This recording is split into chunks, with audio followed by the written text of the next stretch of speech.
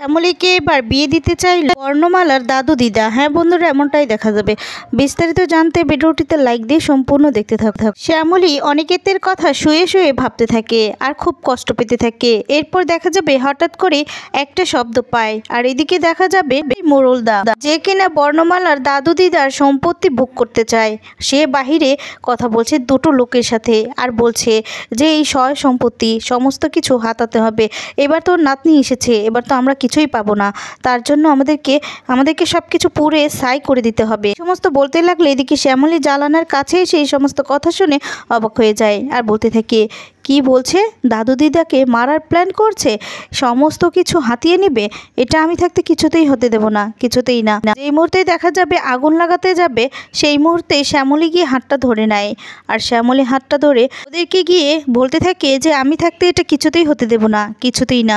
ঠিক তখনই সেই মোড়লদা বলতে থাকে, তোকে তো আমি আজকে শেষ করে দিব। এই কথা বলেই শ্যামলীর মুখে গলায় চেপে ধরে। তখন বলছে, যা চাইছিস তুই তা হবে না। এ কথা বলায় তখন সেই লোকটি বলতে থাকে যে বড্ড কথা বলিস তুই, আমার উপর কথা বলার এই গ্রামে কারো সাহস নেই। এ কথা বলে শ্যামলীর মুখে একটা রুমাল ঢুকিয়ে দেয়। তখন বলতে থাকে, তুই থাকলে এই বাড়ি আমি পাবো না, তাই তোকে আগে জ্বালাবো, তারপর এই গোটা বাড়িটা জ্বালাবো। এ কথা বলে সেখানে থাকা দুটো লোকও শ্যামলীকে ধরে রাখে আর বলতে থাকে, দেখ কিরকমভাবে সাপের মতো ফুসফুস করছে। তখন সেই মোড়ল বলতে থাকে যে তোর জন্য আমাদের সমস্ত প্ল্যানে জল ঢেলে দিতে পারবো না, আমাদের প্ল্যানটা অনেক আগে থেকেই। অন্যদিকে দেখা যাবে অনন্যা শুয়ে থাকে, আর তখনই যেখানে অনিকেত শুয়েছিল সেখানে হাত দিয়ে দেখতে পায় যে অনিকেত নেই। আর তারপর বলছে, অনিকেত আবার কোথায় গেল? হঠাৎ করে ঘরে নেই, আর শ্যামলীর কাছে চলে গেল না তো শ্যামলীকে খুঁজতে? এ কথাই বলতে থাকে যে এত রাতে বেরিয়ে গেল। এ কথা বলে তখন দেখা যাবে অনিকেতকে খুঁজতে থাকে। এরপর দেখা যাবে অনিকেত শ্যামলীর রুমে এসে বসে শ্যামলীর শাড়ি ধরে কাঁদতে থাকে। আর এদিকে এটা দেখে অবাক হয়ে যায় অনন্যা সবটা দেখতে থাকে। এদিকে অনিকেত শ্যামলীর শাড়ি ধরে বলতে থাকে যে আমার কথা তো শুনলেন না শ্যামলী, যখন কাছে ছিলাম তখন এতটা ইগো ছিল, ইগোর একটা পাঁচিল ছিল যে আমাদের কোনোদিন একসাথে থাকাই হলো না। তো পারতাম বলো একসাথে থাকতে?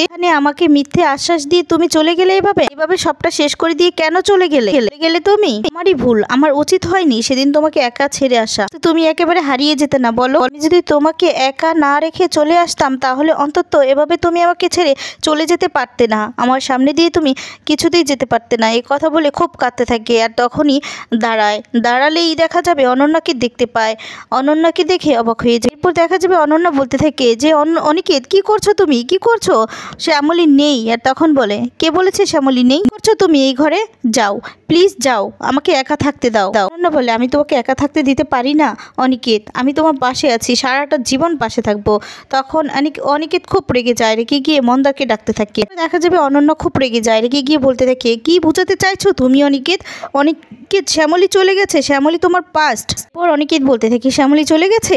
একবার মানুষ চলে গেলে কি সবকিছু ভুলে যায় নাকি? তোমার কি মনে হয় একবার মানুষ চলে গেলেই চিরকালের মতো চলে যায়, চিরকালের মতো ভুলে যায় কি? তখন বলতে থাকে যে অনন্যা প্লিজ তুমি আমাকে একা ছেড়ে দাও। আর তখন অনন্যা বলে, একা নয় অনিকেত, পুরোটাই তুমি আমি, আমাদের সংসার। শ্যামলী অনেকদিন এখানে ছিল না। তারপর অনন্যা শ্যামলীর শাড়ি ধরে বলতে থাকে, এগুলো আঁকড়ে ধরে তুমি বাঁচতে পারো না বলে চিৎকার করতে থাকে। আর তখন অনন্যা বলতে থাকে, ভুল বলছো তুমি, শ্যামলী ছিল, শ্যামলী থাকবে, শ্যামলী আমার প্রেজেন্ট, শ্যামলী আমার পাস্ট, ফিউচার, আমার সংসার, সমস্ত কিছু তো শ্যামলী থেকেই শুরু হয়েছে। অনন্যা বলে, অনিকেত বলে যে তুমি তো সত্যিটা শুনতে চাইছিলে অনন্যা, এটাই সত্যি। আর তখন এই কথা শুনে অবাক হয়ে যায়। আর অনিকেত বলে, আমার জীবনে যদি সত্যি বলে কিছু থাকে তাহলে হচ্ছে সেটা শ্যামলী, সেটাই একমাত্র আমার না, সত্যিটা আমি কারোর জন্য মিথ্যে হয়ে যেতে দেব না। অনন্যা তখন বলে, কিন্তু দুটো সত্যি তো একসাথে আঁকড়ে ধরে বাঁচা যায় না অনিকেত, দুনো পা দিয়ে চলা যায় না। শ্যামলী যদি তোমার জীবনের সব থেকে বড় সত্যি হয় তাহলে আমি কে? দেখা যাবে শ্যামলীকে মারতে থাকে। আর তখনই দেখা যাবে একজন বলতে থাকে, আহারে ফুলের মতো মেয়েটা, ওর তো আগে শেষ ইচ্ছেটা জানতে হবে, ফুলের মতো মেয়েটাকে এভাবে শেষ করে দিলে চলবে?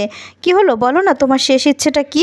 আর তারপর বলতে থাকে যে মুখে তো তোমার আবার কাপড়, বলবি কি করে? আমার না একটা শেষ ইচ্ছে আছে, সেটা মিটিয়ে নিয়ে বলে শ্যামলীর কাছে যায়। তারপর দেখা যাবে শ্যামলী এমনিতে না পারলে নিজে পা দিয়ে একটা বালতি দিয়ে ঢিল দেয়। তখন সেই লোকটি সেখানে পড়ে যায়। তখন সেই বুড়োটাকেও ধাক্কা দেয়, একটা লাঠি হাতে নিয়ে ইচ্ছে মতো মারতে থাকে। থাকে। আর তখন শ্যামলী চিৎকার করতে থাকে, তখন বলতে থাকে যে তোদের এত বড় সাহস, তোর দাদুকে মারবি, দিম্মাকে মারবি, দাদু দিম্মা সবাইকে ডাকো। আর তখনই দেখা যাবে সবাই চলে আসে আর সবাইকে তখন শ্যামলী সত্যিটা বলে। সবাই তখন সত্যিটা শুনে অবাক হয়ে যায় আর বলতে থাকে কি ওরা এতটা করেছে। আর তখন বলে আমার নাতনিকে মারার জন্য। তখন বলে না দাদু, ওরা তোমাদেরকে মারার জন্য এসেছে, এই সম্পত্তির জন্য। পর দাদু বলতে থাকে মার মার আরো মার মার। সবাই মিলে লোকগুলোকে ইচ্ছে মতো মারতে থাকে, বিন্দি সবাই মিলে ওদেরকে ইচ্ছে মতো মেরে সেখানেই বেঁধে রাখে। তো তখন বলতে থাকে বাপ দাদার বাড়ির উপর তোদের নজর পড়েছে। আমি তখন বলি দিদিভাই আজকে না আসলে তো আমরা জানতেই পারতাম না গো, ওরা তো আজকে আমাদেরকে পুড়িয়ে মার। দেখা যাবে পুলিশ চলে আসে আর তখন পুলিশ এসে বলতে থাকে কি ব্যাপার, কি হয়েছে এখানে। আর তখন দাদু বলে এই তো এরা এরা এরা আমাদের বাড়িতে আগুন লাগাতে এসেছে, আমার দিদিভাই ওদেরকে ধরেছে। তখন বিন্দি বলতে থাকে গায়ের একটা মেয়েকেও ওরা ছাড়ে না, সব সময় তাদেরকে কিছু না কিছু একটা করে, এর জন্য আমরা রাস্তাঘাটে চলতে পারি না ভয়ে। আর তখন আরেকজন বলে সব বুঝি, সব দেখি কিন্তু কিছু বলতে পারি না। আরেকজন বলে এত বছর অত্যাচার করার পর আজ জালে ধরা পড়েছে। তারপর দেখা যাবে সেই মোড়লটা বলতে থাকে তোদের বেশি গলা বেড়েছে তাই না, দেখে নিব তোদেরকে। অফিসার বলছে চল থানায় চল, আবার হুমকি দিচ্ছি। পর আরেকজন বলছে আর কিচ্ছু করতে পারবে না তুমি, এখন আমাদের সাথে না মালা আছে। শ্যামলী তখন বলে এবার থেকে ওরা কেউ ভয় পাবে না, এবার থেকে ভয় পাবি তুই। গ্রামের লোকজন শ্যামলীর খুব প্রশংসা করতে থাকে আর বলে তুমি মা আমাদেরকে শক্তি দিয়েছো। দেখা যাবে ঠাম্মি বলতে থাকে মারে তুই ওদের সাথে একা লড়েছিস। দাদু বলে আরে আমার নাতনি, আমার মতো সাহস হয়েছে। তখন বলো ও না থাকলে আমরা তো পুড়ে মরতাম গো, আমাদের প্রাণ বাঁচালি, আমাদের রক্ষা করলি, তুই আমাদের রক্ষা কবচ, আর কোনোদিন তোদেরকে হাতছাড়া করবো না। তখনই দেখা যাবে শ্যামলী বলতে থাকে না গো দিম্মা আমি কিছুই করিনি, তার উপর উনি আছেন না, উনিই রক্ষা করেছেন। মহেশ্বর যাকে রক্ষা করে তার কোনোদিন কেউ ক্ষতি করতে পারে না। কথা শুনে বলতে থাকে না দিদি না, ভোলানাথ নিজে আসে না, তোকে পাঠিয়েছে বলে নানানভাবে শ্যামলীর প্রশংসা করতে থাকে। এদিকে দেখা যাবে অনন্যা নানানভাবে জিজ্ঞাসাবাদ করতে থাকে অনিকেত। অনন্যা বলতে থাকে যে মুখ ঘুরিয়ে নিলে এভাবে প্রশ্নগুলো উড়ে যাবে না অনিকেত, কতদিন পালাবে, কতদিন এড়িয়ে যাবে। আজকে আমাকে এই প্রশ্নগুলোর উত্তর চাই, দাও আমাকে উত্তরগুলো। বলে কি শুনতে চাও তুমি, কি শুনতে চাও। এরপর শাড়িগুলো হাতে নিয়ে বলতে থাকে এই মানুষটা যদি সত্যি হয় তাহলে আমি কে।